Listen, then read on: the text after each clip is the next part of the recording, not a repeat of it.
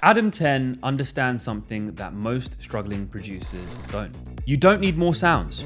You need one hook people can't get out of their heads and a groove powerful enough to carry it. That's exactly what he did with Beat Goes On. While other producers bury weak ideas under endless effects and unnecessary complexity, Adam 10 strips everything back and creates records that destroy dance floors, climb the Beatport charts, and drive the momentum behind Maccabi House. In this video, we're tearing Beat Goes On apart to expose the deceptively simple formula behind it and show you how to use it in your own track. Let's get into it. Okay, so we're now inside of Ableton and I'm gonna show you my remake first. So let's listen through that now. And the beat goes on.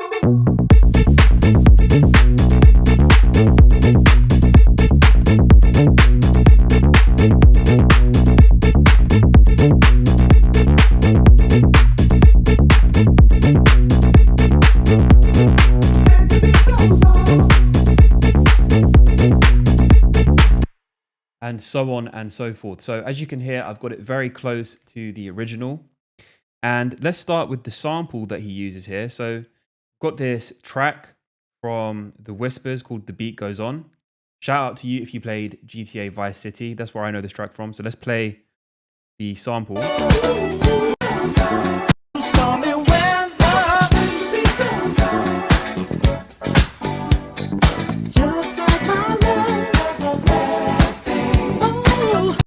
So that's the sample. He's taken the acapella and he's not pitched it around or anything. He's just taken the acapella and the beat goes on. And he's loaded that into a sampler. So if I play this now, I can actually sample it.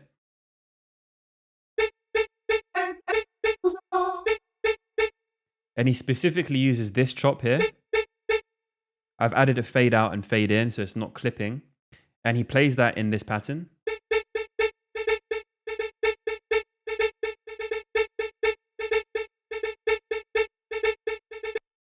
So that's actually kind of like a vocal chop hook. And the bass is the other hook in this track.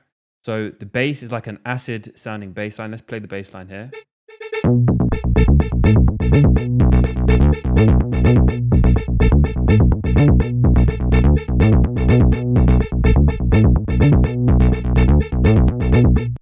And that is the driving hooks for the track, alongside obviously the phrases that come in. And the beat goes on. So, as I always say, you want to have the hooks riding over the groove.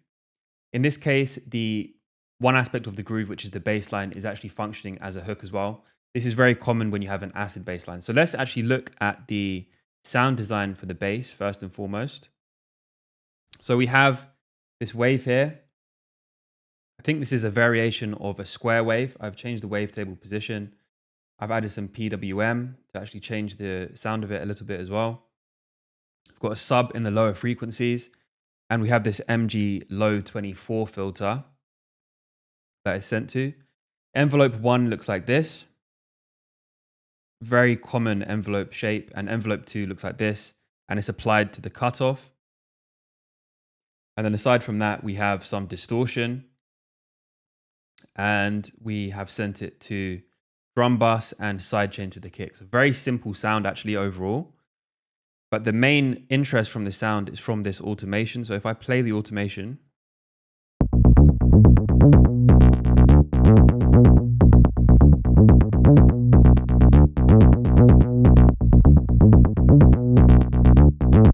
So when you're using a bass like this, you want to automate the cutoff frequency. That keeps it interesting. I've added a tiny bit of compression just to control it. You don't have to get really technical when it comes to compression. I'm just controlling the sound a tiny bit. So without it.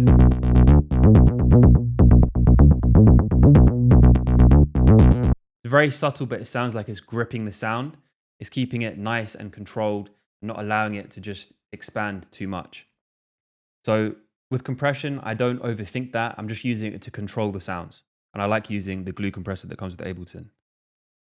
Some EQ to reduce the harshness in the top end, and that's pretty much it for the bass. So the kick I've actually taken from the track using drum clone.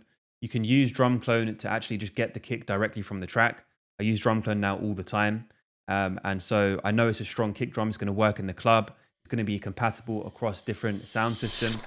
Just a quick one. If you can make 8-bar loops, but struggle to turn them into finished release-ready tracks, I built Full Stack Producer specifically for you. It gives you my complete system for developing stronger ideas, arranging them faster, and finally finishing music you're proud to release. Click the link below to see everything inside and stop letting your best ideas die on your hard drive.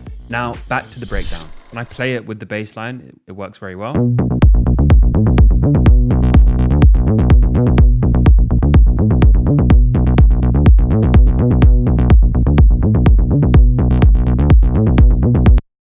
If we look at the bass, if we look at the kick drum in span,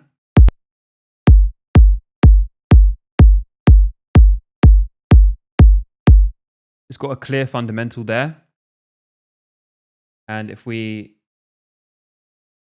look at the bass line in span as well,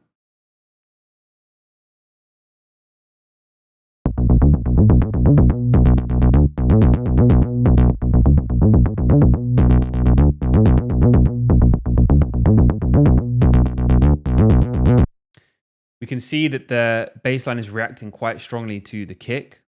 And that's because there's quite a lot of sidechain compression there, so that both of them have room to play in the track.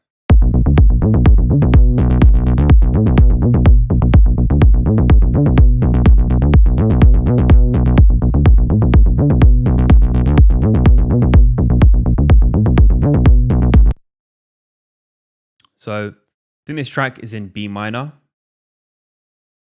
In Ableton, you can highlight the scale by going over here and selecting B minor, for example, and then you can zoom in and see purple keys show you notes of the scale. So I think we're in B minor. I think the original track is in B minor. I've not transposed it at all. Let's move on now to the drums. We obviously have a clap, basic clap. Let's just start with the clap. I use DS clap all the time now. Gives you a lot of control. So for example, I can increase the decay. And I've also added a transient shaper. This one is free. It's from Kilohertz.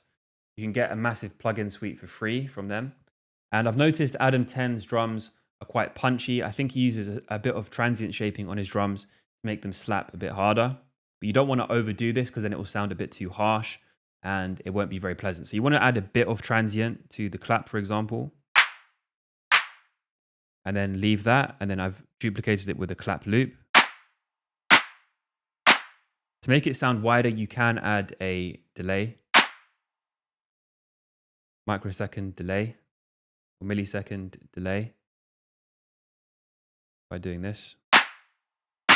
Moves it off grid slightly. So I'm doing that over there. But if you're in another DAW, you can just move it off grid like that. So if we go to the noise here, you don't have to add this kind of stuff to your tracks. This is just reinforcing the open hat. And I've EQ'd out a lot of it. It's just like a noise to add texture, basically. Now this is quite interesting. I've layered the clap with basically a sound effect that I've chopped up from a percussion loop from one of our packs.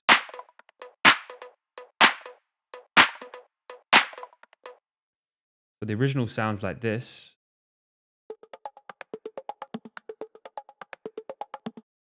What I've done is I've turned off warp mode and I've just chopped it up. And it's adding a tail, a nice interesting texture to the clap. And I've just reduced it like that. It's obviously been pitched up a bit as well. So you can do that to add some interesting textures to your claps. The tops are very simple.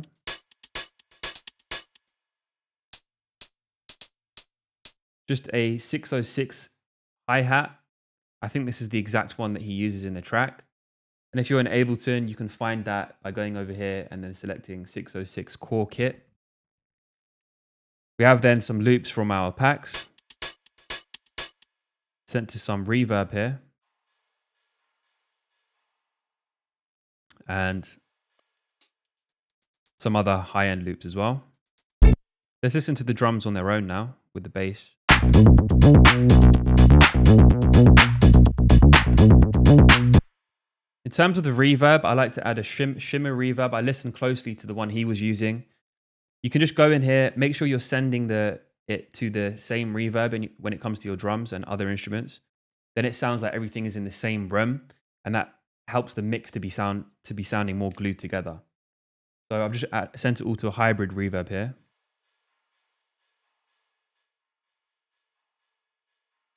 Adds a nice shimmer effect to the sound. And then I've EQ'd out the low end as well. So the vocal chop pattern sounds like this. This one is a bit low velocity. Remember, you have a lot of control with using this sampler. I have added a fade out and fade in, so it's not clipping. And you can, to add interest, you can automate the fade in. It creates a kind of reverse effect in the sections where you're transitioning. So every 4 to 8 bars. Like that, in the context of the track.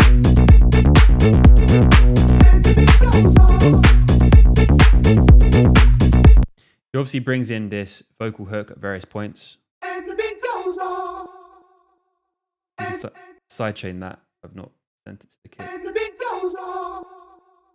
Yeah, just to remind you of what the actual hook is and what the sample is. And then I've added some white noise. I haven't added as much effects as he has in the track. This is obviously just a sketch. But the groove and the hooks are here in this sketch, the main groove. So you can just use simple white noise, sidechain it, add some effects to it, and then that does the job. Listen through it again. And the beat goes on.